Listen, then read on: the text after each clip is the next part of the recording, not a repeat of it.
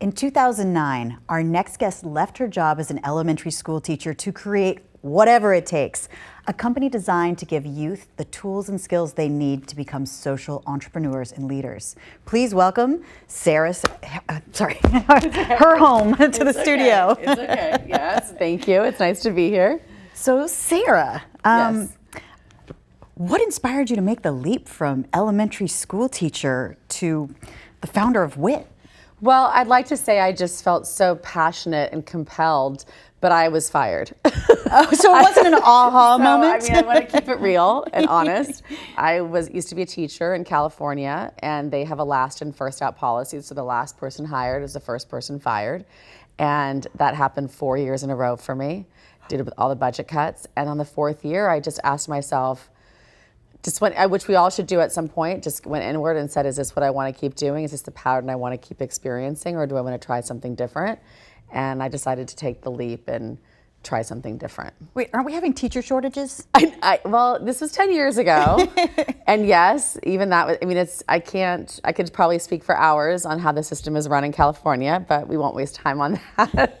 But yeah, it's a painful thing that a lot of teachers go into. A lot of teachers who leave other professions, because I had another profession before that.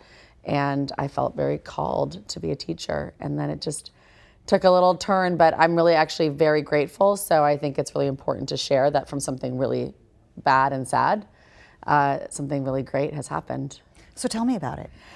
So what we do is we help young people around the world tap into their entrepreneurial mindset, cultivate that entrepreneurial spirit, and launch businesses that connect to something that they're very passionate about. So all the businesses launched in WIT have a social good component to them. Mm-hmm. We want to teach young people that you can do good and make money. Mm-hmm. Don't have to be separate. And that it's important to tap into your own unique gifts and talents and pull from there in order to create a business. What age group are we talking about? Gosh, we work with tweens and teens. So we've had as young as 11 and then up to 18. Wow. So tell me more about the student startup competition. Why is entrepreneurship in adolescence such a big focus for you? I just believe, I mean, to the core of my being, that young people need to feel valued and need to be heard. And I think if they were, we'd see a shift in how they feel about themselves and in their mental health. And I think entrepreneurship is a really wonderful way to do that. I think through entrepreneurship, you can learn about yourself. You can develop your own emotional intelligence, your self-awareness, your social skills. And I think it is essential that young people have opportunities to see that their ideas matter and get tangible proof. So when our young people launch a business and they get to see that because their bracelets sold, mm-hmm. and they have said that they're giving 50% of the proceeds to go to an animal shelter, and they get to go deliver that money, and then they get to see those animals, I think that is very important to a young person for their development and their sense of self-confidence and self-worth. I mean, do you have to help them figure out how to do taxes on what they do and all the intricacies? So the wonderful thing is I don't have to know everything, but I get to surround myself with people who do. So when the young people are dealing with those kinds of issues, I know who to direct them to, and they can go handle it. But I personally don't handle all of those things. Just checking, because I have a tween, and I have a feeling she's going to want to do this. So what are your favorite success stories since the beginning of WIT? That's a great question. I mean, now we're going on over a decade. I know this is going to sound cheesy, but the successes for me come in the emails that I get from the teens that are now in their 20s. Mm-hmm. And then they're saying to us what they're using that they learned in WIT, or they're checking in, or they're saying, I feel like I'm further ahead than my peers because of the experience that I had at WIT, or they're asking my advice on a new business idea that they have. That stuff makes me feel like the seeds that we planted when they were younger have actually made a difference. Because a lot of people who work with young people, we sometimes wonder, are we making a difference? Because we're planting a lot of seeds when you're working with young people, and then it's really fun to see it come to fruition in that way. So who was your first? My first set of kids? Yeah. Well, the original OGs would have to be the fourth grade class that I taught, because that's where my motto, whatever it takes, came from. Mm-hmm. And it was that year that Katrina hit, and all of my kids in my classroom worked together to replenish a library that had been destroyed in New Orleans. And it was in that experience that I saw, oh my gosh, like they can learn so much when they take on a service project. So many academic skills can translate, and then they get that real world application. So they get credit for being the ones that planted the seed for me. Yeah. And then there's a group of kids, there's about 5 of them that were my first high school group that really showed me that things could go to the next level with our college credit program. And even prior to that, I would say my elementary school kids who just let me come into their classrooms when I was testing out the idea. So it was a lot of iterations before we got to the version that we are today. You actually have college credits? Yes. So if you're a young person, you can earn college credit in our program and you can transfer that credit. We have an amazing partnership with UCSD, University of California, San Diego. You can earn between 3 units and 6 units in our classes, and you can transfer those units to college. How widespread is this? Around the world. Around the world. You have global teens and tweens doing this? Yeah, and that actually, well, we can talk silver linings. I mean, that wasn't what we were before COVID. But when COVID hit, we had to decide what we were going to do because we were in person in San Diego, Austin, and New York City.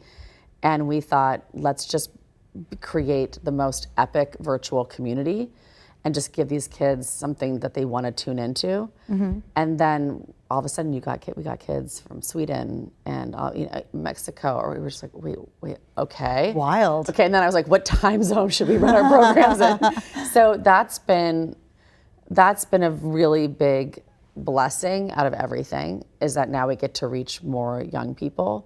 So that feels really good, but yeah, it's global. Oh, that's awesome. How has the program evolved over the years to meet the ever-changing economy and dynamic consumer behaviors? Oh wow, that sounds so fancy. Doesn't it though? I know. I was like, let me break that down to, okay, so how have we evolved in order to just meet the needs of the kids because of the ever-evolving maybe job market? And also just consumers in general, like what they're looking for and... Yeah, I mean, that's a good point and a good question. So I'm thinking what's coming to mind for me is just the kind of businesses that our young people launch. Maybe if I look at the question from that angle, it's like what our kids are launching today for their businesses might be different than they were 10 years ago because of what they're finding in their own life of what they want to address. But I will tell you that a common thread for the last decade is that our young people launch businesses connected to mental health. Oh, really? Yeah, it's definitely more right now, but for sure that's been something. I would say earlier in our business, it was around the impact of bullying on mental health. So that kind of maybe speaks to like maybe the in-person time that they had or the social media bullying that was happening. And then now we see young people wanting to do things around mental health just because of the toll that the pandemic has had on our young people. For us, we've just pivoted so much over the years because the need for our young people have changed. I mean, who we were 10 years ago is not who we are as a company today. And that's because I think we do a good job listening to our young people to find out like, what do you need in this space? Because I remember entrepreneurship was not a buzzword 10 years ago. No. I had to like tell people like what we really meant by that and what we were gonna do with young people. And now it's much more common. So how has the pandemic influenced teen entrepreneurship? And do you have any examples of teens really stepping up to fill pandemic-related needs? Yeah, we definitely had, first thing that comes to mind is my girl Shrestha in India. She was really passionate about getting hygiene kits and masks to prisons, which might sound like a very, maybe not the most common thing that you would think a young person would want to pay attention to, but there was a big issue in India where she was with the pandemic and then what was happening in the prisons with the people there. And she just really had some empathy around that. And so she created a whole business around making sure they got these hygiene kits. And then now she's in this space of, okay, well, that's not a need anymore.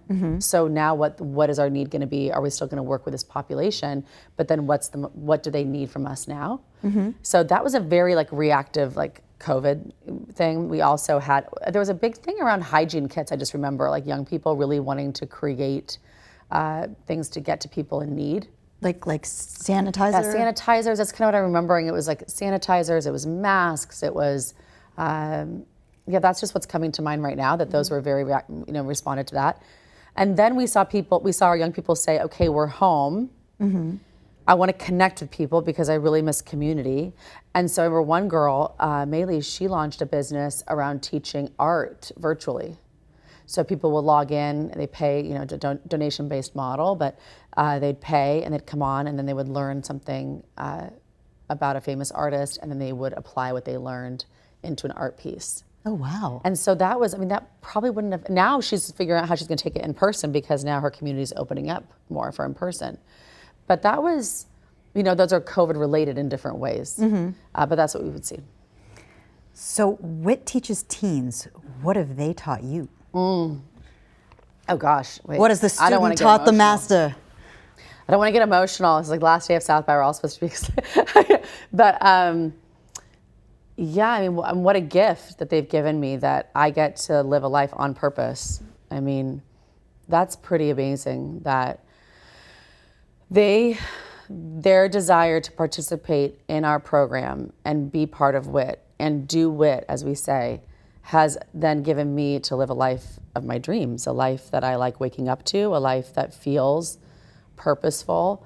I mean, I spend time with teenagers. Not many people want to hang out with teens. I think teens are the best demographic. I think that they have a rebelliousness that I relate to, and they have a resistance to authority that I relate to. And but you're the authority now. Do you really want that?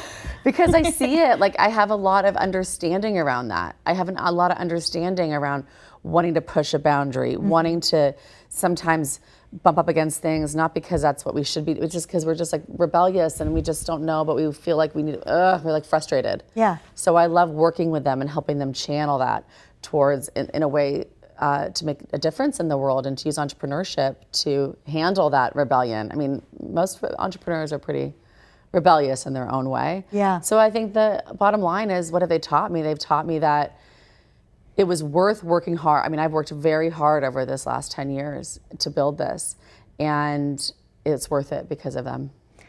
Do you actually get interpersonal with them? Oh yeah. Yeah. Oh yeah. And I do.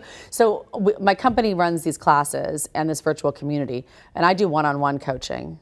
But even in the classes, I mean, I pop in. I mean, I met all the teens that competed here at the South by Southwest EDU Student Startup Competition. Yeah. I've been coaching them for 3 months, and we finally met in person here, and we are just like this little family and this little cohort running around together and going to Via 313 Pizza and just hanging out. And I'm just so proud of them, and I just am so grateful that I get to be around them. Oh, that's rad. I mean, what was it like for them showing up? And are they still wearing masks or? No. I mean, well, some were. Our girl from Dubai, she was wearing her mask. That felt comfortable for her.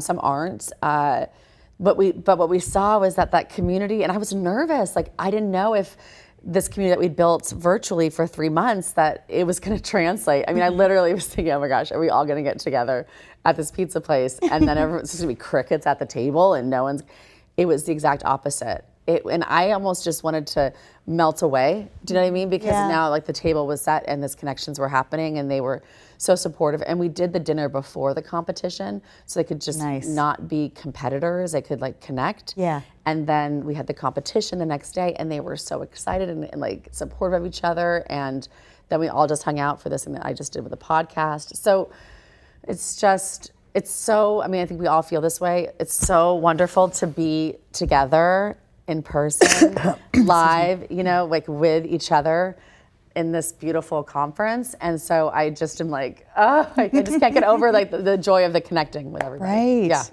Yeah. Oh, it must be so good for them. Yeah. What's your advice for young people who have a good idea for, say, a product or a service and they want to test it out? Oh, you just do it. Just do it? Just do WIT. Do WIT. I like it. Just do right? WIT. Just do WIT. Keep it super simple is one of our tips. We say KISS, you know, you want to keep it super simple. And so you don't want to get overwhelmed with like, oh, it has to be perfect before I decide to take it out to market or before I try to sell it. I say make a prototype, just like your basic model of it. Give your friends it to use. Even if, let's just say that you're trying to create, even if it's like a T-shirt, you don't have to go make 20 T-shirts or make an order of 200 T-shirts with a design. Get one, wear it, see it, ask your friends what they like about it, don't like about it. I think people, especially young people, because they're so conditioned in the school system to have to be perfect and to get it right. And I want them to know that it's an absolute journey, and it's an absolutely unrealistic expectation on yourself to come out of the gates with your product, having it be the same product it's going to be when you finally are ready to sell it or distribute it. So have fun enjoying the iterations along the way. Beta testing. Beta. Yep. And just like keep it like, people sometimes think it has to, even the beta has to have this like impressive nature to it. Sometimes we're just throwing things out and seeing if they stick. And sometimes a beta is bringing people together to just like talk about their feedback on it. The one product that's sitting right here, or they're touching it, or they're feeling it, and just get the feedback, and to be comfortable with feedback, and to know that feedback, you get to decide what it means. You get to decide if it means that I don't think it should mean that your idea is good or bad. I think it's just information. Yeah. And just teaching young people that feedback is something that they don't have to get defensive about. They can just like listen, hear it. But we all can learn that, not to be. Yeah, I think that's something that it's one of the most important things to teach kids, is that failure is an option for learning. Yes. So you fail doesn't mean that you're done. Right. I mean, how many ways did Thomas Edison fail before he actually had the one thing that worked? And you don't see all the failures; you only see what worked. And we talk about failure as feedback. So how are you going to get the feedback if you don't fail? Right. What we have to do when we get these teens into our program is we get to kind of undo a lot of the unlearning. There's like an unlearning of what it's supposed to be like to learn. Right. And it should be exploratory. You should be very curious. You shouldn't feel tight pressure that has to be done by a certain time. There's a process. It's progress, not perfection. And it's really fun to see them kind of go like, oh, okay, so this is going to be a little different than what I'm feeling in my other spaces, in school. And yeah, we're really, really big on the failure. We actually have a Slack channel where we all kind of hang out, and sometimes a prompt will go up and it will say like, tell us how you failed in your business this week. So that it's just normal. And then I'll kick it off and talk about where I failed. Because it's just like, if we're not, then it means I'm just stagnant. It's almost rewarding you for having those failures and learning from them. I've seen major corporations do that as well, where come tell me when there was a safety issue. There's no punishment here. This is a good thing that we're going to reward you for that. Yep, totally. Because then especially if adults lead by example with that, and then they talk about where they've kind of come up short, they talk about where, if I share my first version of WIT and how I thought it was just going to take off like crazy, and it didn't take off, and the tweaks that I had to make, that normalizes it for them. And then we're in relativeness, and when you're being an entrepreneur, it's scary, and there's a lot of stuff that comes up for you about how you feel about yourself personally, and there's a lot of risk, and so you want to have a place that truly is a safe place, and with adults that are advocating for you and encouraging you to take these kinds of risks and make the mistakes, and like, okay, like tell me what you learned from that mistake. Wow, that's like so cool. Like you wouldn't have been able to make that mistake if you hadn't tried. That's the kind of vibe we'd like to have. So what's your advice for parents who want to encourage their kids but worry about entrepreneurial efforts taking too much time away from like other priorities? Okay. I don't really agree with the homework load for young people. So we have young people around the country, around the world, that are spending between 2 to 3 hours a night on homework. I agree. And I find that awful. And so it's unfortunate that seems to be a system that is not changing. Yeah. But it's not good for our kids. And so that's really what the issue is for parents, is that they're saying, unfortunately, my child has 3 hours of homework a night, and how are they supposed to do this thing over here? And I say, well, here's the great thing about the work that we do. You can spend between 30 minutes to 3 hours a week on the kind of work that we do. It's just about understanding how to create goals that match the time commitment, the time allotment that you have. So if you only have 30 minutes a week to work on this, well, then let's create some realistic goals around what you can do in that time. Right. So we're good at working with parents, but I know that what we're working around is a pressure that we put on young people that is not healthy and is not good for them. It's a lot of box checking just to get that homework done, and there's so much of it. And they're still learning to be social, especially now, all over again. And play is so important, and discovering things through free time. I love when kids are bored. They come up with such amazing things to do. But then we're on the same page. We're on the same page. I don't understand why that system is allowed. And when I tell the young people, like, you just gotta like start a riot, and, like, they're like, okay, Miss H, like, we want to like get good grades, and we want to. There's something good, but I just feel like it's so unfortunate. It's not in their best interest. I appreciate that rebel yell. I know. Thank you, Sarah. Thank you. I'm Carrie Byron, and you're watching live from the official South by Southwest studio. You can see the complete interview schedule at southbysouthwestedu.com/studio. And you can find all of our studio interviews at the South by Southwest EDU TV app, available on Apple TV, Roku, Android TV, and Amazon Fire. Bye for now.